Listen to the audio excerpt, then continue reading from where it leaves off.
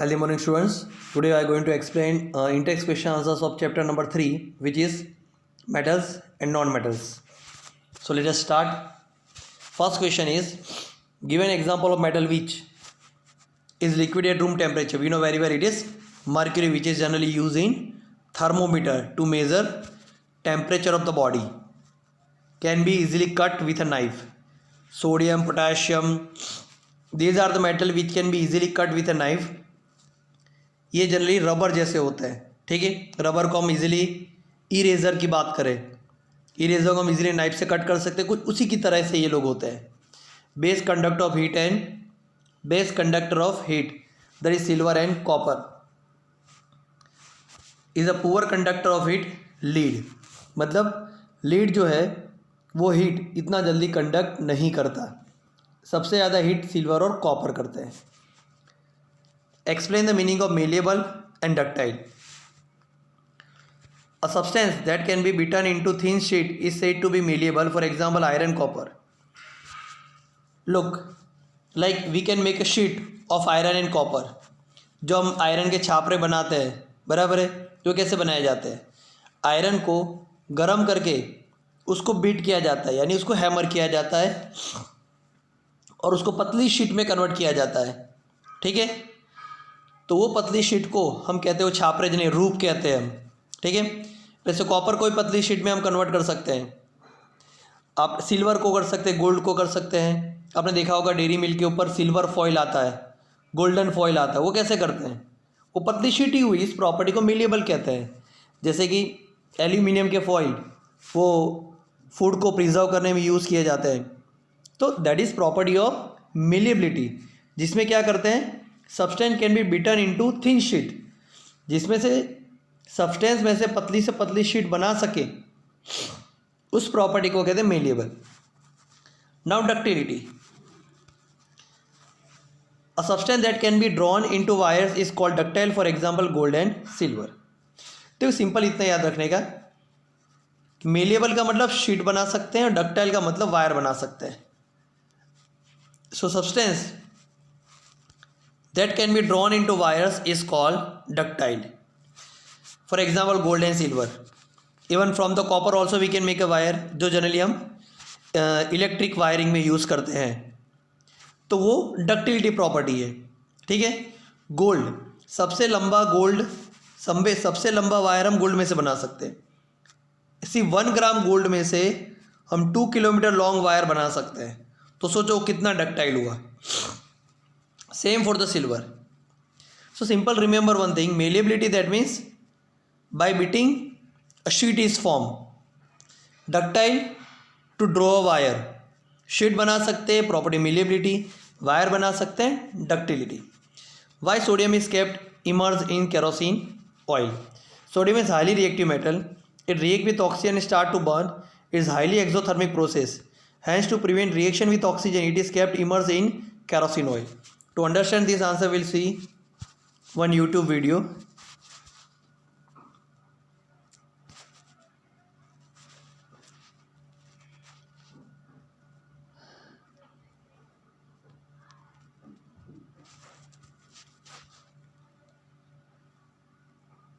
Here it is.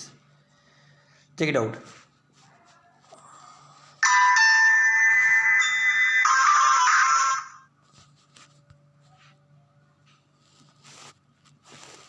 देखो, ये sodium है, ठीक है.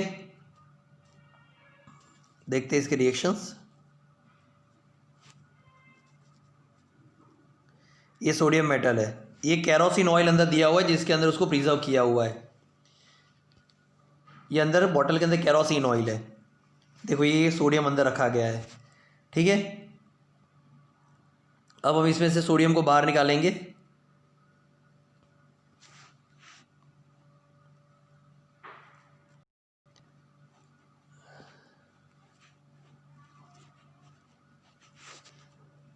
देखो, ये हमने सोडियम को बाहर निकाला.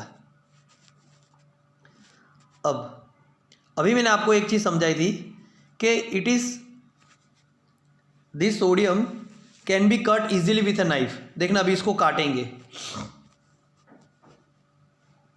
देखो ये कट कर रहे हैं सोडियम को। इरेजर जैसे ही होता है, इरेजर को जैसे कट कर सकते हैं ऐसे सोडियम मेटल को भी कट कर सकते हैं। अब देखना, ये सोडियम मेटल है, ये पीसीस, इसके ऊपर अभी केरोसिन ऑयल का लेयर है, इसकी वजह से ये ऑक्सीजन से रिएक्शन नहीं कर रहे हैं। अदरवाइज अगर मैंने केरोसिन का लेयर, देखो जैसे केरोसिन का लेयर जा रहा है, देखो ये लोग सोडियम ने ऑक्सीजन के साथ रिएक्शन शो करना स्टार्ट कर दिया, and after reacting with air they form heat. That's why this process is called exothermic reaction. क्यों? क्योंकि इसमें हीट रिलीज होती है। अब देखो वाटर के अंदर डालते क्या होगा, देखो तुरंत ही हीट रिलीज होना चालू हो गई है ना। तो that's why it is said कि sodium is highly reactive metal. जैसे ऑक्सीजन है वाटर के कांटेक्ट में आता है, तुरंत ही वो हीट रिलीज करता है, हाइड्रोजन गैस भी रिलीज करता है, ठीक है। तो ये प्रोसेस हाईली एक्सोथर्मिक है। क्यों एक्सो का मतलब एग्जिट और थर्मिक का मतलब हीट, हीट की एग्जिट होती है और बहुत सारी हीट की, इसकी वजह से इसको एक्सोथर्मिक प्रोसेस कहते हैं। देखो कितना फास्ट रिएक्ट करता है।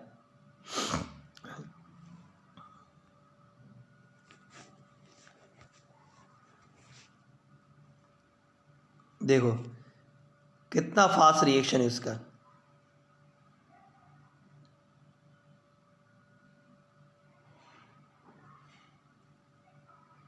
This is called vigorously reaction, okay.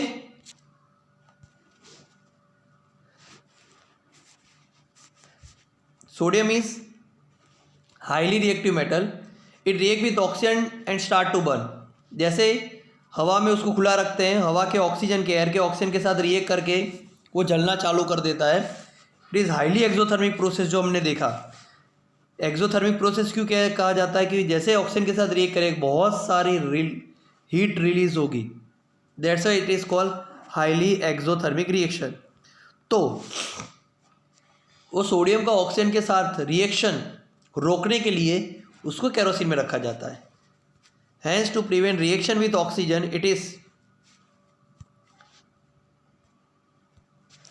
it is kept immersed in kerosene oil. Clear? Write the equation for the reaction. This question is given Gala paper set, paper number 4. That means it's important.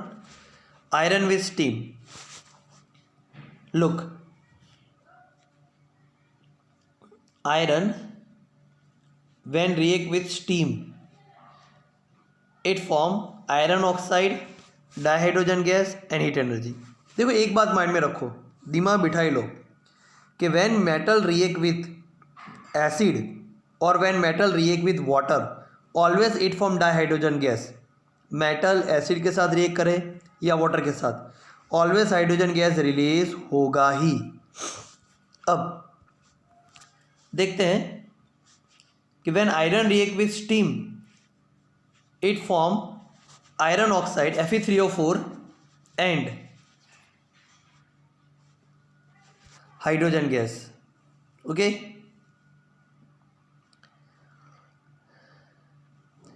When calcium react with potassium, calcium and potassium with water, calcium when react with water it form calcium hydroxide, potassium react with water it form potassium hydroxide। अब देखो मैं आपको एक simple logic समझाऊं कि water के साथ reaction की जनरली प्रोसेस क्या है। Whenever metal react with water, first they form oxide, then they form hydroxide. ये प्रोसेस है जनरली। अगर लो रिएक्टिव मेटल है तो पहले ऑक्साइड बनाएगा फिर हाइड्रोक्साइड बनाएगा। लेकिन अगर हाईली रिएक्टिव मेटल है, थोड़ा रिएक्टिविटी में आगे हैं, तो ऑक्साइड को स्किप करके वो डायरेक्ट क्या बना देगा, हाइड्रोक्साइड। क्या बनाएगा, hydroxide. So let me write the activity सीज ऑफ मेटल। काना सीएम आज फेल हुआ, that you know very well. का पोटाशियम, ठीक है, का ना सी एम, आज एल्यूमिनियम, फेल Fe, बस दैट्स इट, आगे में ज़रूरत नहीं है। अब देखो आप, कैल्शियम ये रहा, potassium here and iron is here. तो ये मैग्नीशियम तक हाईली रिएक्टिव मेटल में ये सारे आते हैं। तो ये लोग जैसे वाटर के साथ रिएक्ट करेंगे तुरंत ही हाइड्रोक्साइड बना देंगे क्योंकि हाईली रिएक्टिव मेटल है। अब आयरन मीडियम रिएक्टिव मेटल में है तो वाटर के साथ पहले वो ऑक्साइड बनाएगा फिर हाइड्रोक्साइड बनाएगा। ठीक है, एक बात याद रखना, हाईली एक्टिव मेटल वाटर के साथ डायरेक्ट हाइड्रोक्साइड बना देते हैं जबकि मीडियम रिएक्टिव मेटल और लो रिएक्टिव मेटल पहले ऑक्साइड बनाते हैं। तो वही बात माइंड में आपको रखनी पड़ेगी, ठीक है, याद रखना पड़ेगा। So iron is medium reactive metal, so when it react with steam of water it form Fe3O4, ये आपको याद रखना पड़ेगा। फेरिक ऑक्साइड ये बनाता है, ये आपको याद रखना पड़ेगा कैसे भी करके। और obviously dihydrogen gas going to be remove and heat energy. Okay, now let us balance 3Fe oxygen how many 4, so here only one oxygen, to make this one oxygen 4 I must have to write 4. Now how many hydrogen become 8, so I will write 4 before H2. Clear?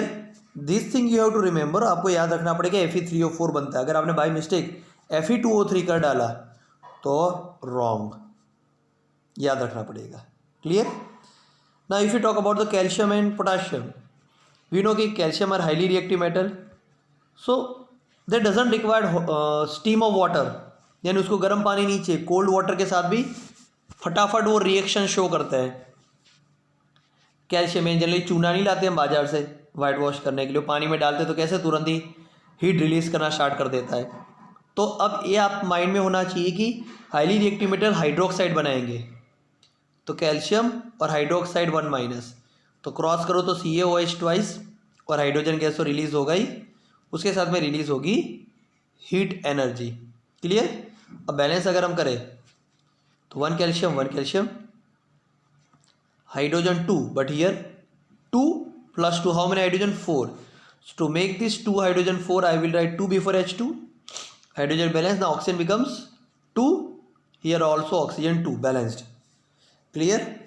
Now if you talk about potassium, so when potassium react with water, again it is highly active metal, so it will form hydroxide, potassium 1+, hydroxide 1-, KOH plus dihydrogen gas बताया था metal water के साथ react करे कि acid के साथ, always dihydrogen gas free होगा ही।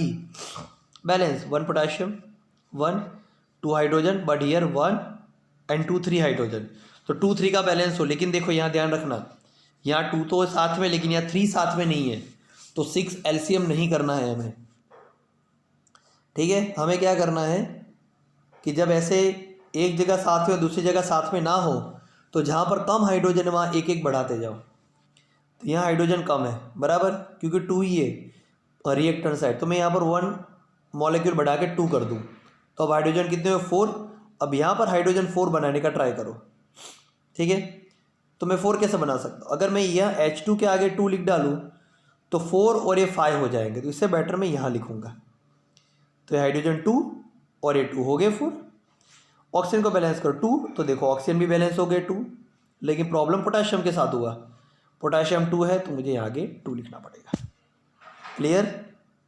तो इतना याद रखो, highly active metal when react with water they form hydroxide, और मीडियम और लो रिएक्टिव फॉर्म ऑक्साइड, और हाइड्रोजन तो तीनों केसेस में रिलीज होता है। ठीक है, sample of 4 metal ABCD were taken and added to the following solution one by one. The result obtained have been tabulated as follows. Which is the most reactive metal? देखो हमें इससे मालूम चलता है कि ये बताता है कौन सा हाईली रिएक्टिव मेटल है, हमें ये फाइंड आउट करना है। ए हाईली रिएक्टिव है, B highly reactive, C highly reactive की डी हाईली रिएक्टिव। तो अब देखते हैं, पहले मैं ऊपर एक्टिविटी सीरीज लिख डालूँ, का ना CM आ यानी Z एंड FE ल PB हुआ क्यों हा यानी HAA यानी HG AG AU। ठीक है, देखो अब A ने तो आयरन सल्फेट के साथ कोई रिएक्शन शो नहीं किया है। ठीक है, ABCD किसी ने आयरन सल्फेट के साथ रिएक्शन शो नहीं किया है, ठीक है। कॉपर सल्फेट के साथ भी रिएक्शन नहीं है, जिंक सल्फेट के साथ भी नहीं है, और सिल्वर नाइट्रेट के साथ भी नहीं है। 2 मिनट, हमें यहाँ पर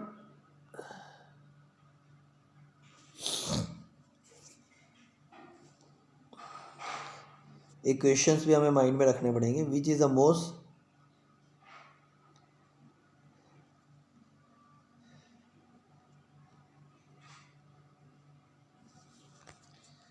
यहाँ पर ब्रैकेट में कुछ होना चाहिए जो मैं बाय मिस्टेक लिखना भूल गया। नो रिएक्शन में लिखा हुआ है, लेकिन जहाँ रिएक्शन हो रहा है यहाँ रिएक्शन देखो, ये भी आयरन सल्फेट के साथ रिएक्शन कर रहा है, इसलिए नो रिएक्शन ये लिखा नहीं है।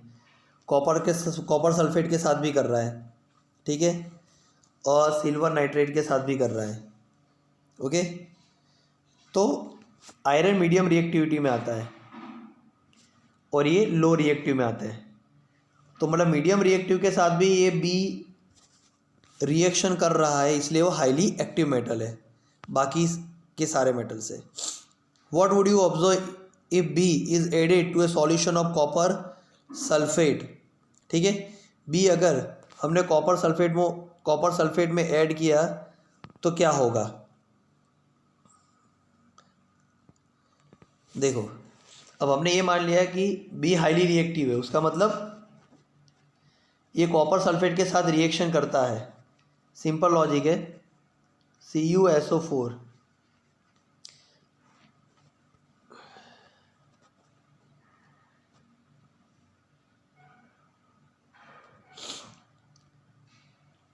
ठीक है, बताता हूँ मैं। बी प्लस कॉपर सल्फेट, ये कॉपर सल्फेट के साथ रिएक्शन कर रहा है, मतलब क्या करेगा, बी कॉपर को डिस्प्लेस करेगा और कॉपर की जगह पे आ जाएगा, ठीक है, और कॉपर फ्री हो जाएगा। यानी जनरली कॉपर सल्फेट का ब्लू कलर होता है, अगर इसने रिएक्शन शो कर दिया मतलब इसका कलर चेंज हो जाएगा। वो कुछ भी चेंज हो सकता है क्योंकि हमें मालूम नहीं बी कौन है, हमें टेबल से इतना आइडिया है कि बी हाईली एक्टिव मेटल है, ठीक है, और यहाँ पर ब्लैंक दिया हुआ है, उसका मतलब बी कॉपर सल्फेट के साथ रिएक्ट करता है, ठीक है। तो उसका मतलब ऑब्वियसली रिएक्ट करेगा तो कॉपर सल्फेट का कलर चेंज हो जाएगा। Third question is arrange the metal ABCD in order of increasing reactivity. देखो सबसे ज़्यादा बी है, बी हाईली रिएक्टिव बराबर है। उसके बाद में वो आपको ढूंढना है कि कौन सबसे ज़्यादा रिएक्ट करता है बी के बाद। देखो ए कॉपर सल्फेट के साथ भी करता है, जिंक भी करता है, सिल्वर के साथ भी करता है। अब सी सिर्फ सिल्वर नाइट्रेट के साथ करता है, और डी वो तो किसी के साथ भी नहीं करता है, तो ऑब्वियसली सबसे एक्टिव बी।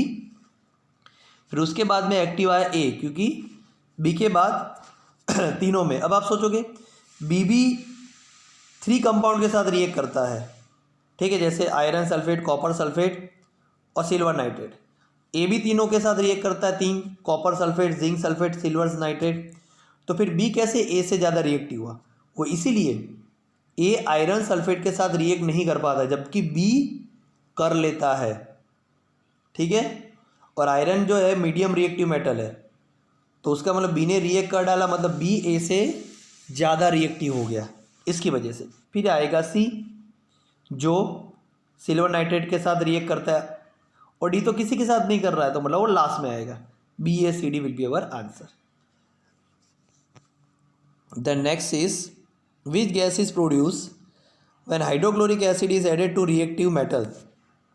देखो एसिड आया, मेटल आया। अब सिंपल लॉजिक है, मैंने अभी आपको समझाया कि मेटल जब भी एसिड के साथ रिएक्ट करता है, कोई भी एसिड हो, या तो वाटर के साथ रिएक्ट करता है, वो हाइड्रोजन गैस तो बाय प्रोडक्ट में फ्री करेगा ही। सिंपल है। Right the chemical reaction when iron react with dilute sulphuric acid. Simple है, देखो iron when react with sulphuric acid 1 + 2 - and iron here will consider 2+, ठीक है। मैक्सिमम आयरन 2+ ही हम लेते हैं, किसी में 3+ लेते हैं, ठीक है। देखो अभी Fe 2+ और SO4 2- और हाइड्रोजन गैस हुआ फ्री। बैलेंस करो, 1 Fe 1 Fe, hydrogen 2 SO4 1 SO, balanced chemical reaction हो गया, सिंपल है। लेकिन देखो अब ये सारे के सारे आंसर एक्टिविटी सीरीज के ऊपर से है। आयरन मीडियम रिएक्टिव मेटल में आता है, इसलिए वो हाइड्रोजन गैस प्रोड्यूस करने में टाइम लगाएगा। देखो हम थोड़ा उसके एक रिएक्शन वीडियो से देख लेते, यूट्यूब वीडियो से, तो आपको ज़्यादा समझ में आएगा।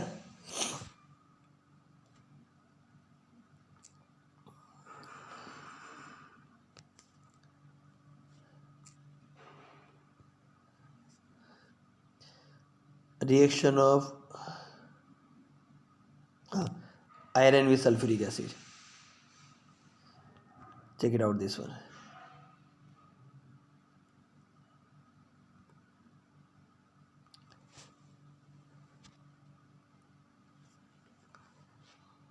देखो ये हम आयरन का तो अंदर पड़ा हुआ है टुकड़ा, हम इसके अंदर सल्फ्यूरिक एसिड डाल रहे हैं।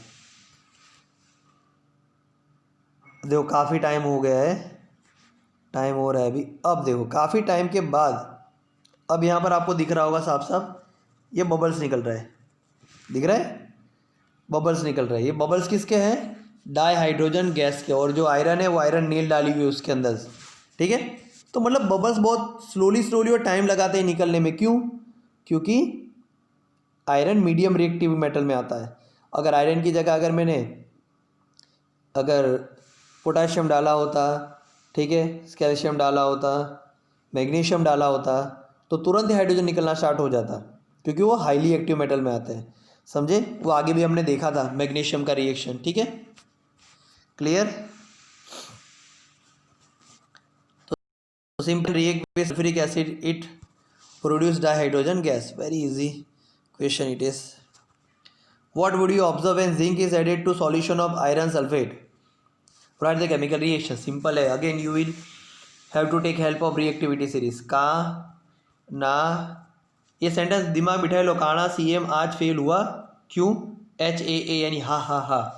काना CM आज फे ल है ना, ल का लीड लेंगे साउंड के अकॉर्डिंग, हुआ क्यों? हा HAA में याद रखने, HGAGAU, ठीक है। अब हमें किसकी बात करनी है? जिंक की आयरन सल्फेट के साथ, zinc Zn iron Fe 2+ sulphate. मैंने बताया था आयरन जनरली है ना 2+ ही लिया जाता है, किसी किसी में 3+ होता है, वो आपको बाय हार्ट कर देने का किस में 3+ लिया हुआ है। तो पहले हमें ये देखना पड़ेगा कि रिएक्शन होगा कि नहीं होगा। ज़्यादा रिएक्टिव होगा जिंक तो रिएक्शन शो करेगा। तो देखने का जिंक कहाँ पर और Fe कहाँ है, जो आगे होता है वो ज़्यादा रिएक्टिव। जिंक इधर, Fe यहाँ पर है, तो आगे कौन है? जिंक, यानी जिंक हाईली एक्टिव मेटल है, मतलब रिएक्शन शो करेगा, यानी वो Fe को डिस्प्लेस करेगा, Fe की जगह पे आ जाएगा। Zn अगर Fe की जगह पे आया तो Zn की वैलेंसी 2+, SO4 2- तो बन गया ZnSO4 और Fe फ्री हो जाएगा। दिस इज डिस्प्लेसमेंट रिएक्शन, है ना। Highly reactive zinc displace low reactive iron from its solution, balance ये रिएक्शन, ठीक है। So as zinc is more reactive than iron, displacement will take place, zinc displace iron, colour of the solution get change from green to colourless, ठीक है। कुछ कुछ आप याद रखो, कलर्स भी है ना, कहीं पर नोट डाउन कर दो आप। कॉपर सल्फेट का ब्लू कलर होता है, आयरन सल्फेट का ग्रीन कलर होता है, ठीक है, और रिएक्शन होता है तो कलर चेंज जनरली होता है। Write electrode dot structure of sodium, oxygen and magnesium, show the formation of Na2O and MgO by the transfer of electron. What are the ions present in this compound? Okay, let me write electron dot structure.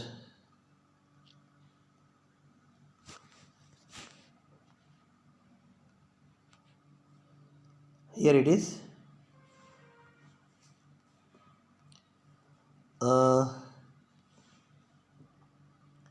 Electron dot structure of sodium.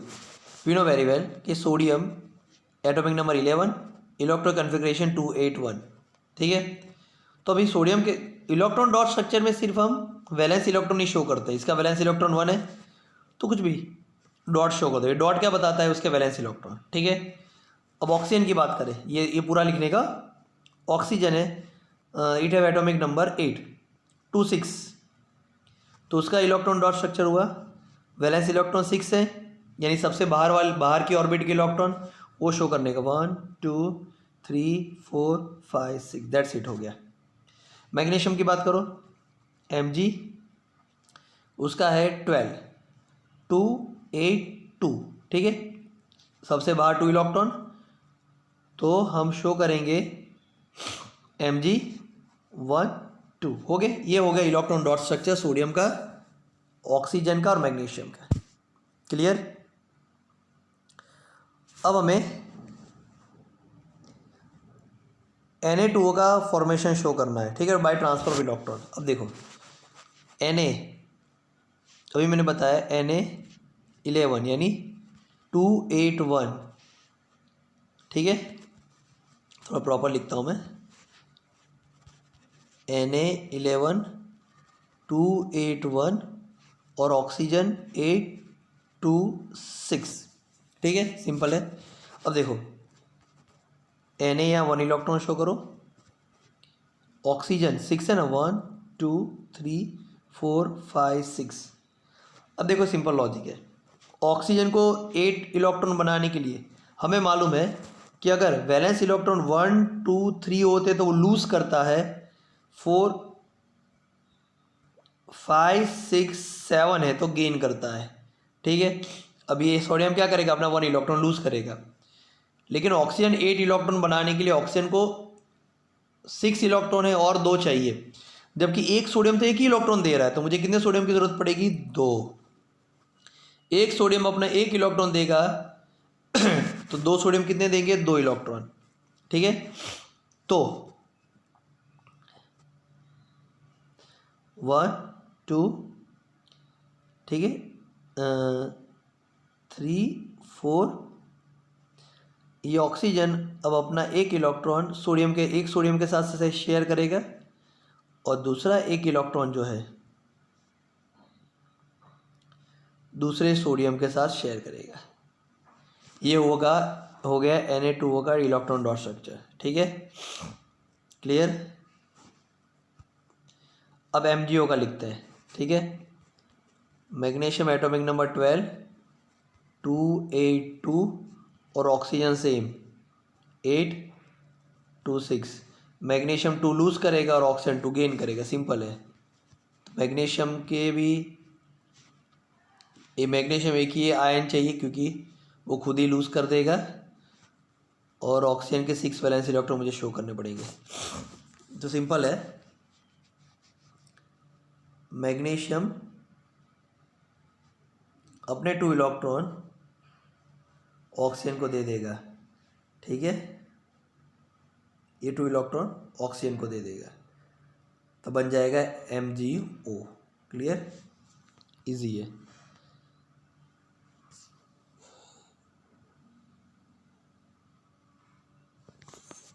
चलो मैं और एक तरीके से ion के formation के form में समझाना पड़ेगा मुझे।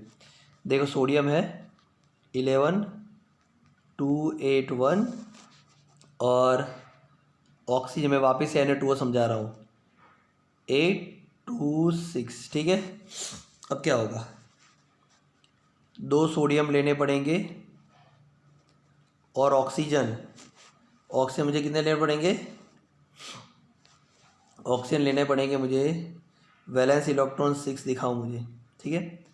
अब देखो क्या करेंगे, ये सोडियम है अपना 1 इलेक्ट्रॉन लूज कर देगा तो बनाएगा सोडियम आयन, ठीक है, इससे तो लूज कर दिया। अब ऑक्सीजन है वो 2 इलेक्ट्रॉन गेन करेगा और बनाएगा -2, 1 6 ऑलरेडी थे, 2 गेन किए तो कितने हो गए? 4 6 8,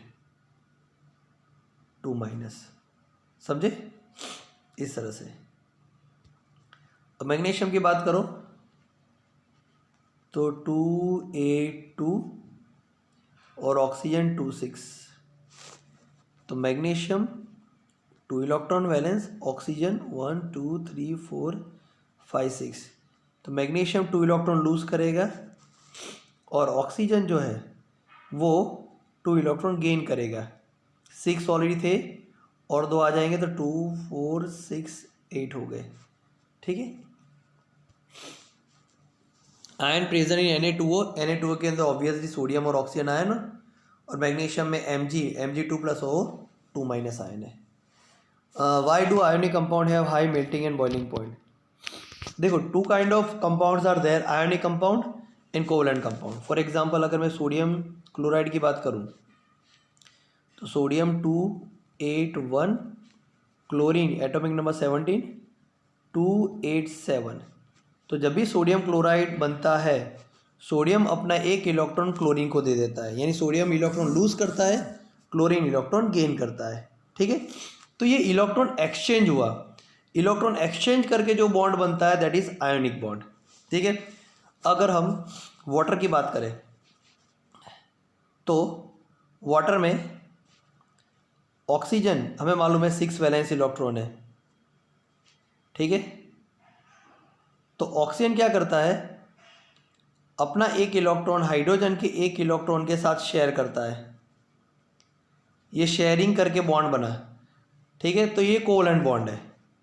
अब जो एक्सचेंज इलेक्ट्रॉन का एक्सचेंज होकर बॉन्ड बनता है that is ionic bond, and the bond which is form by sharing of electron it is called covalent bond. Covalent bond थोड़े वीक होते हैं और आयोनिक बॉन्ड स्ट्रॉन्ग होते हैं। ये आयोनिक बॉन्ड स्ट्रॉन्ग होने की वजह से आयनिक कंपाउंड की मेल्टिंग और बॉइलिंग पॉइंट बहुत ही हाई होता है। देखो, सिंपल लॉजिक है, अगर मुझे सोडियम क्लोराइड को मेल्ट करना है तो सोडियम क्लोराइड का मॉलिक्यूल दूसरे सोडियम क्लोराइड के मॉलिक्यूल से कौन से बॉन्ड से जुड़ा हुआ है, आयनिक बॉन्ड से। ये आयनिक बॉन्ड में ब्रेक करूँगा तब जाके सोडियम क्लोराइड मेल्ट होना चालू होगा। लेकिन ये आयनिक बॉन्ड बहुत ही स्ट्रॉन्ग होने की वजह से मुझे बहुत हीट देनी पड़ेगी, इसलिए आयनिक बॉन्ड के मेल्टिंग पॉइंट बहुत ही हाई होते हैं।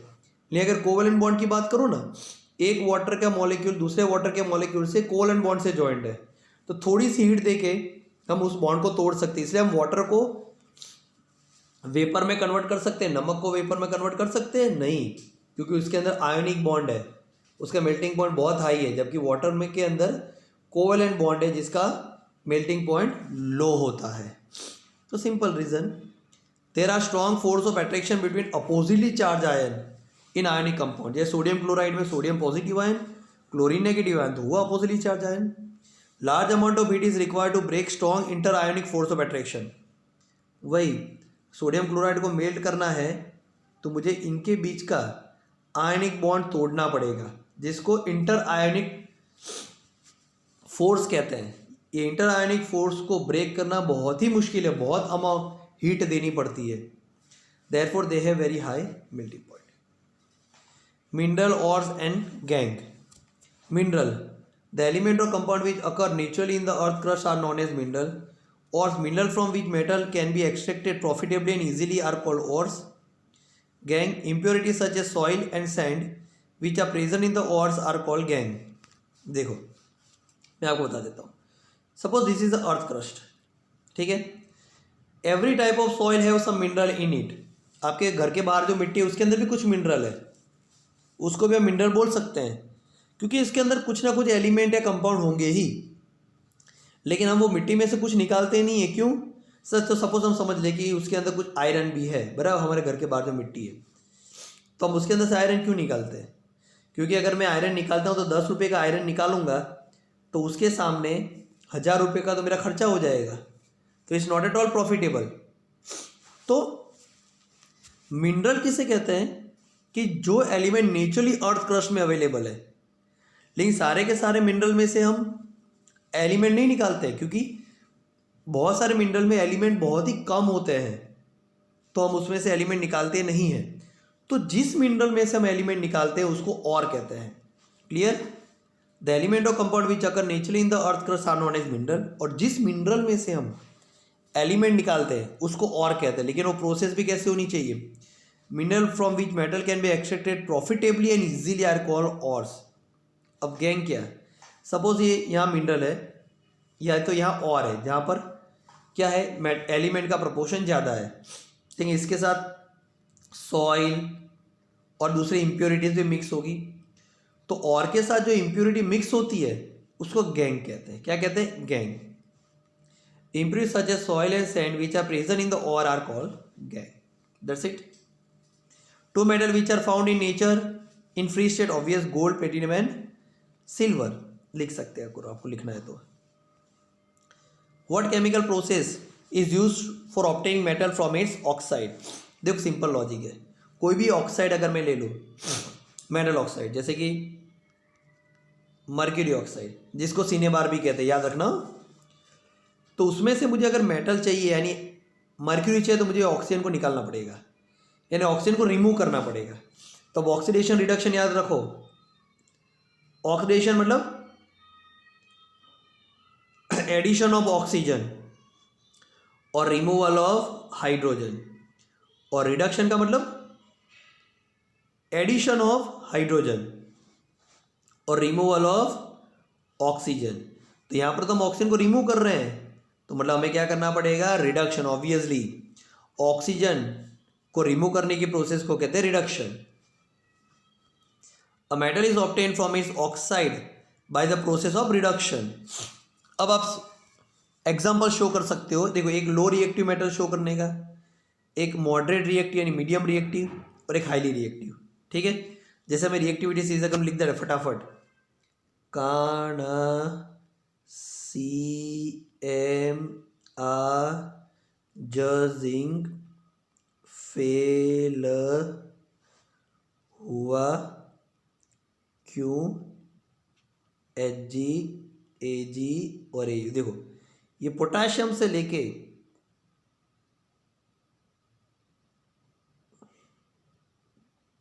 मैग्नीशियम तक highly reactive, aluminium zinc medium reactive, iron और लीड कॉपर ये सारे लो रिएक्टिव। समझ गए? तो पहले हम लो रिएक्टिव में मर्क्यूरी ले लेते हैं। ठीक है, सॉरी, एल्यूमिनियम तक हाईली रिएक्टिव आता है, एल्यूमिनियम तक, और जिंक आयरन और लीड मीडियम रिएक्टिव में आता है। माय मिस्टेक, एल्यूमिनियम को हाईली रिएक्टिव में लेना है। अब देखो लीड, अब पहले लो रिएक्टिव कॉपर से स्टार्ट होता है, तो मर्क्यूरी का एग्जांपल लेते हैं जिसको सिनेबार भी कहते हैं। मर्क्यूरी 1, उसके वैलेंसी 2+ और ऑक्सीजन की वैलेंसी 2-। ठीक है, अब इसके साथ मुझे ऑक्सीजन को रिमूव करना है, तो इसी थोड़ी सी मैं हीट दूंगा तो ऑक्सीजन रिमूव हो जाएगा, यानी Hg + OG O2 मुझे मिल जाएगा। ठीक है, ऑक्सीजन ऑलवेज O2 ही लिखा जाता है। बैलेंस करें 2 ऑक्सीजन तो आगे 2 लिखना पड़ेगा, Hg 2 हो गए, 2 हो गया, ये लो रिएक्टिव हो गया। जिसको थोड़ी सी हीट अगर दोगे तो ऑक्सीजन रिमूव हो जाएगा। अब अगर हम बात करें मीडियम रिएक्टिव, जिंक आयरन और लीड, जिसमें से हम जिंक को लेंगे, इसमें से सपोज मैं जिंक लेता हूँ, तो जिंक Zn2+ ऑक्सीजन 2-। ठीक है, अब देखो ये सिंपल लॉजिक है। लो रिएक्टिव तो थोड़ी हीट देने से ऑक्सीजन रिमूव कर दिया, लेकिन मीडियम रिएक्टिव मतलब ये थोड़ा उससे स्ट्रॉन्ग है, तो इजीली सिर्फ हीट देने से काम नहीं चलेगा।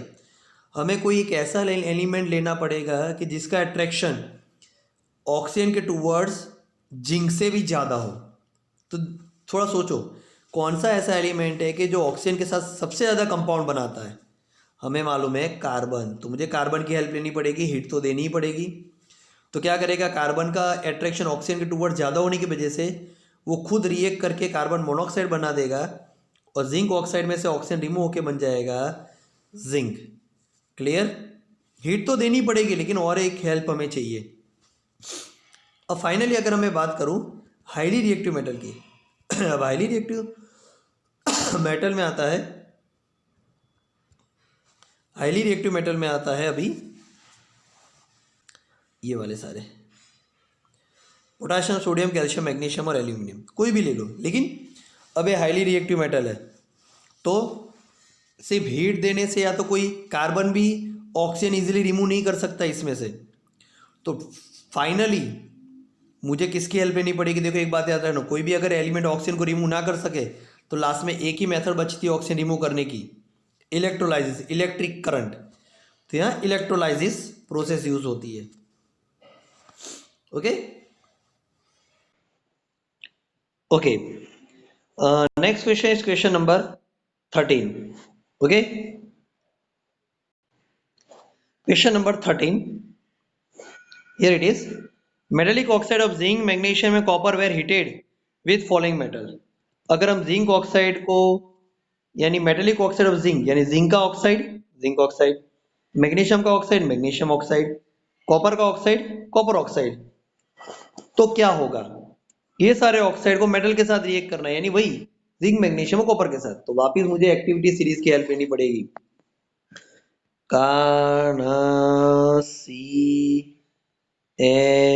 आज फेल हुआ क्यों? हाँ, HAA यानी HGAGAU। देखो अभी जिंक ऑक्साइड, जिंक ऑक्साइड में जिंक कहाँ गया? जिंक ये रहा। जिंक ऑक्साइड को जिंक के साथ ऑब्वियसली खुद के साथ वही रिएक्ट करेगा, तो नो रिएक्शन। अब मैग्नीशियम के बाद अगर रिएक्शन की बात करो, मैग्नीशियम कहाँ आता है? देखना यहाँ पर जिंक रिएक्ट तो अगर जिंक ऑक्साइड के साथ वही रिएक्ट करेगा जो जिंक से ज्यादा रिएक्टिव यानी जिंक से आगे आता है। मैग्नीशियम जिंक से आगे आता है तो रिएक्शन शो करेगा, उस रिएक्शन को कहते हैं डिस्प्लेसमेंट। अब कॉपर की बात करो तो कॉपर जिंक से आगे होना चाहिए तभी रिएक्शन करेगा, लेकिन कॉपर तो जिंक से पीछे है, तो कॉपर रिएक्शन शो करेगा नहीं, क्योंकि कॉपर जिंक से लो रिएक्टिव है। क्लियर? अब थोड़ा आगे करते हैं, अपने मैग्नीशियम ऑक्साइड पे चले। मैग्नीशियम ऑक्साइड, हाँ मैग्नीशियम ये रहा। अब ये तीन में से जो मैग्नीशियम के आगे होगा वही डिस्प्लेसमेंट करेगा, अदरवाइज नहीं करेगा। जिंक की बात करें तो मैग्नीशियम के पीछे है, नो रिएक्शन। खुद मैग्नीशियम तो ऑब्वियसली नहीं करेगा।